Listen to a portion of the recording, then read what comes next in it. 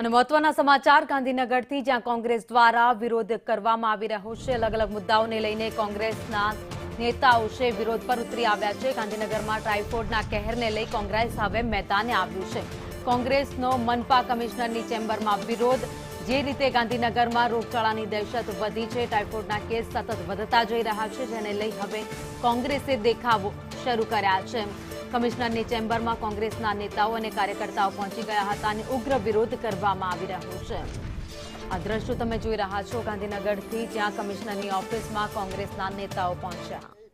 88 જેટલા પેશન્ટ જે છે એ ગાંધીનગર સિવિલ હોસ્પિટલમાં સારવાર લઈ રહ્યા છે। મળતી માહિતી પ્રમાણે આ તમામ સારવાર લઈ રહેલા જે દર્દીઓ છે એમની સ્થિતિ ઘણી સારી છે। કોઈ પણ દર્દી એ ક્રિટિકલ અવસ્થામાં નથી। આ ઉપરાંત ગઈકાલ સુધીમાં 45 જેટલા જે દર્દીઓ હતા એમને રિલીઝ કરવામાં આવી છે। છેલ્લા ઘણા દિવસથી સેક્ટરોમાં અને ગ્રામ્ય વિસ્તારોમાં ટીમો દ્વારા પાણીના સેમ્પલ લેવામાં આવે છે। આ પાણીના સેમ્પલ ગઈકાલ સુધીમાં 1600 પાણીના સેમ્પલ લેવામાં આવ્યા હતા અને આ 1600 સેમ્પલમાં પાણી પીવાલાયક આવ્યું છે। આ ઉપરાંત એના આગળના દિવસે કુલ 343 જેટલા પીવાના પાણીના સેમ્પલ લેવામાં આવ્યા હતા। પાણીના પીવાના કન્ડિશન પણ જે છે સેમ્પલમાં એ સારી આવી છે। સેક્ટર 24 જે વિસ્તારમાં વધારે કેસો હતા એ સેક્ટરનો કલ્ચર રિપોર્ટ કરવામાં આવ્યો છે અને પાણી એ પીવાને લાયક ઠર્યું છે। સાહેબ, કેટલા વિસ્તારની અંદર અત્યારે કોંગ્રેસના લોકો પાણીની 2 બોટલ લઈને આવ્યા હતા, બિલકુલ ડોલું પાણી હતું, એ પૂરો દાવો એવો આ હતો। જે પાણી અત્યારે હું ગ્રામ્ય વિસ્તારમાં અને સેક્ટર વિસ્તારમાં ફરું છું, રૂબરૂ ફરીને પાણીની કન્ડિશન જોઉં છું। આ પાણી જે ડોળું લાવ્યા છે એ ફેબ્રિકેટેડ પાણી છે। આવું કોઈ પાણી ગાંધીનગર શહેરમાં આવતું નથી અને આ પાણી બીજી કોઈ ગટરમાંથી જેમાંથી એકત્રિત કરીને લઈને આવ્યા હોય એવું લાગે છે। સાહેબ, તો અત્યારે કેટલા વિસ્તાર એવા છે કે જ્યાં આપણે ટેન્કરથી પાણી આપીએ છીએ, જેથી કરી અને લોકો આ બીજું પાણી ના પીવે અને રોગ વધે નહીં? જ્યાં સુધી ગાંધીનગર મહાનગરપાલિકા વિસ્તારનો સમાવેશ છે ત્યાં સુધી તમામ જગ્યાએ પાણી અત્યારે હાલ સારી ક્વોલિટીનું આવે છે। આમ છતાં કોઈ પણ સોસાયટીમાંથી કે વિસ્તારમાંથી પીવાના પાણીના ટેન્કરની રજૂઆત માટે અમારી પાસે રજૂઆત થાય તો અમે પીવાના પાણીની વ્યવસ્થા કરી આપીએ છીએ। કોઈ પણ એવું પોકેટ નથી કે જે કમ્પલસરીલી આખા વિસ્તારમાં, શહેરમાં કે સોસાયટીમાં ટેન્કરથી પાણી આપવામાં આવતું હોય। પાણી જે આપવામાં આવે છે એ કોઈ રજૂઆતના લીધે પાણી જે આપવામાં આવે છે પીવા લાયકનો માટેની રજૂઆત નથી હોતી, પણ પાણી જે હોય છે એ કદાચ ઘર વપરાશ માટેનું પાણી ન આવ્યું હોય, પાણી ન હોય તો ઘર વપરાશ માટે પણ પાણી લોકો ઉપયોગ કરતા હોય છે। સાહેબ, ભાવનગરમાં મેયર કપ યોજાય એવી વાત છે કે એક કોર્પોરેટરોની ને એક અધિકારીઓની ટીમ ભાવનગર ક્રિકેટ રમવા માટે ગઈ છે। શું આયોજન છે? કેટલા લોકો ગયા? ગાંધીનગર મહાનગરપાલિકા એ ભાવનગર મહાનગરપાલિકા દ્વારા આયોજિત ક્રિકેટ ટુર્નામેન્ટમાં એ આ જે બનાવ બન્યો અત્યારે જે ટાઇફોઇડની પરિસ્થિતિ છે એ પહેલાંની વાત છે અને આ વર્ષે જ આયોજન થયું હોય, ગાંધીનગર મહાનગરપાલિકાએ આયોજન કર્યું હોય એવું નથી। સમગ્ર ગુજરાત રાજ્યના જૂના જે 8 મહાનગરપાલિકા હતા એની ક્રિકેટની આંતર સ્પર્ધા થાય છે અને એમાં દર વર્ષે પાર્ટિસિપેટ કરે છે। આ વર્ષ પૂરતું એ આયોજન થયું હોય ને આ વર્ષ પૂરતો ગાંધીનગર મહાનગરપાલિકાએ ભાગ લીધો હોય એવી કોઈ બાબતમાં તથ્ય નથી। અહીંયા જનતા ત્રસ્ત હોય અને પદાધિકારીઓ અને અધિકારીઓ આમાં ક્રિકેટની મોજ મજા કરતા હોય, કેટલું યોગ્ય? આમાં જનતા ત્રસ્ત હોવાનો નહીં, તંત્ર એને રાત દિવસ કામગીરી કરી રહેલું છે અને પીવાના પાણીનો એનો કોઈ પ્રશ્ન નથી અને એના માટે પૂરેપૂરી વ્યવસ્થા છે। રાત દિવસ તંત્ર એના માટે કામગીરી કરી રહેલું છે। સેમ્પલિંગ હોય, પીવાના પાણીનું હોય, દવા પ્રશ્ન નથી તો કેસોનું કારણ શું છે? કયા કારણોસર આ કેસો આવે છે? આરોગ્ય તંત્ર એવું કહે છે કે દૂષિત પાણી પીવાના કારણે આ કેસો આવે છે, તમે કહો છો કે પાણી સારું આવે છે, તો આ કેસો ક્યાંથી આવે છે? આ જે અત્યારે હાલ જે છે એ અગાઉના દૂષિતના પાણીના લીધે જે ઇન્ક્યુબેશન પીરિયડ જે ડેવલપ થયેલો હોય એ 12 થી 15 દિવસનો ઇન્ક્યુબેશન પીરિયડ હોય। એટલે સપોઝ કે 30મી કે 31મી તારીખે કોઈ પાણી પીધેલું હોય તો એના જે જીવાણુઓ છે, બેક્ટેરિયા જે છે એ ડેવલપ હોય છે, સક્રિય હોય છે।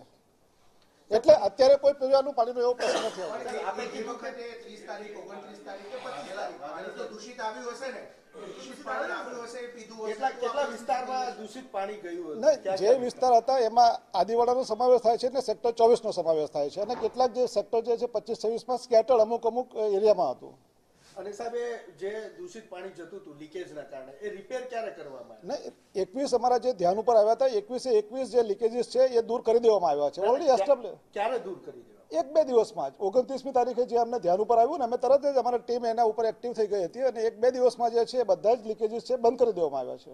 સર, ક્રિકેટ ટુર્નામેન્ટની અંદર ગાંધીનગર મહાનગરપાલિકા પાર્ટિસિપેટ કરશે કે નહીં કરે?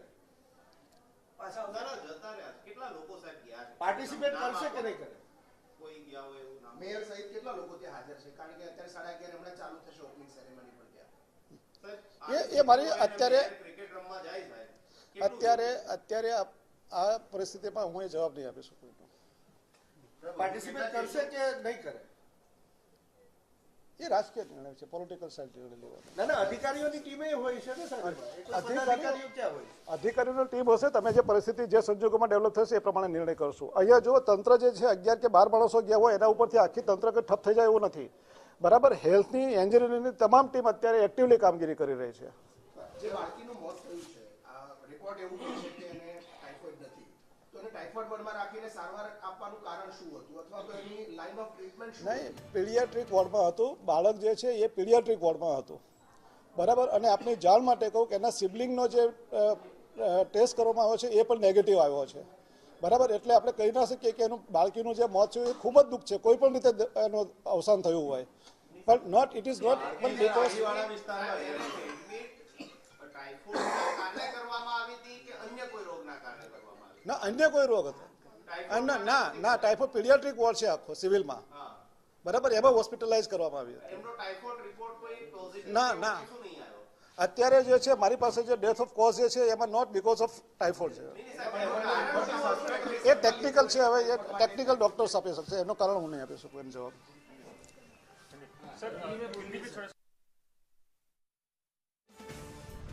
ગાંધીનગર મનપા કમિશનર જેમણે પત્રકાર પરિષદ યોજી હતી ને તેમનું કહેવું છે કે હાલમાં જે પાણી આવી રહ્યું છે એ ચોખ્ખું છે. 28 તારીખ પહેલા જે લોકોએ પાણી પીધું હતું એ દૂષિત પાણી હતું, જેના કારણે આ કેસ સામે આવ્યા છે. બીજી બાજુ ચેમ્બરમાં અત્યારે કોંગ્રેસના કાર્યકર્તાઓ પહોંચ્યા છે, વિરોધ પ્રદર્શન કરી રહ્યા છે. તેનો સવાલ પણ કમિશનરને કરવામાં આવ્યો, જેનો જવાબ કમિશનરે આપ્યો કે એ લોકો જે પાણી સાથે લઈને આવ્યા છે એ કોઈ ગટરનું કે ગંદુ પાણી લઈને આવ્યા છે. અત્યારે ગાંધીનગરમાં એવી કોઈ જ સ્થિતિ નથી કે જ્યાં ગંદુ પાણી આવતું હોય, બધી જગ્યાએ ચોખ્ખું પાણી આવી રહ્યું છે. આ સાથે જ સવાલ અનેક થઈ રહ્યા છે, કારણ કે અત્યારે ભાવનગરમાં ક્રિકેટ ટુર્નામેન્ટ ચાલી રહી છે, જેમાં કેટલાક અધિકારીઓ પણ ભાગ લઈ રહ્યા છે. જોકે પરિસ્થિતિ ગાંધીનગરની જોઈએ, જ્યાં 100થી વધારે ટાઇફોઇડના કેસ હોય, 2 મોતનો આંકડો સામે આવી ચૂક્યો હોય ને જ્યારે અધિકારીઓ આવી ક્રિકેટ ટુર્નામેન્ટમાં ભાગ લેવા પહોંચતા હોય ત્યારે શરમજનક વાત કહી શકાય કે જ્યાં જનતાને એમની જરૂર છે, સ્થિતિને કાબૂમાં લેવાની જરૂર છે, તેવામાં અધિકારીઓ અત્યારે મોજ મજા માણવા માટે ભાવનગર પહોંચ્યા છે. બીજી બાજુ કોંગ્રેસ અત્યારે વિરોધ કરી રહ્યું છે, ન્યાયની માંગ કરી રહ્યું છે અને ગાંધીનગરમાં સ્થિતિ સુધરે તેવી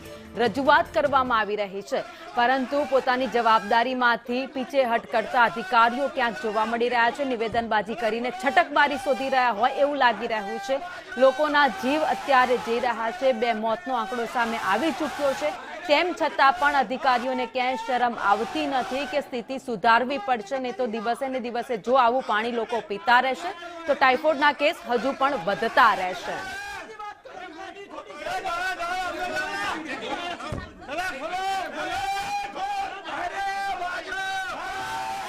ઉગ્ર રજૂઆત કોંગ્રેસના કાર્યકર્તાઓ કમિશનરને કરી રહ્યા છે. હાય હાયના નારા લાગી રહ્યા છે. ગાંધીનગરમાં જે રીતે ટાઇફોઇડના કેસ વધી રહ્યા છે, માટલા લઈને ત્યાં પહોંચ્યા છે, માટલા ફોડી વિરોધ કરવામાં આવી રહ્યો છે, દૂષિત પાણી લઈને પહોંચ્યા છે, કમિશનરને બતાવી રહ્યા છે કે આ જોવો પાણી, તમે આ પાણી આ ગાંધીનગરની જનતા પીવે છે ને એટલા માટે આ ટાઇફોઇડના કેસ થાય છે, લોકો બીમાર પડે છે, ઝાડા ઉલટીના કેસ વધી રહ્યા છે.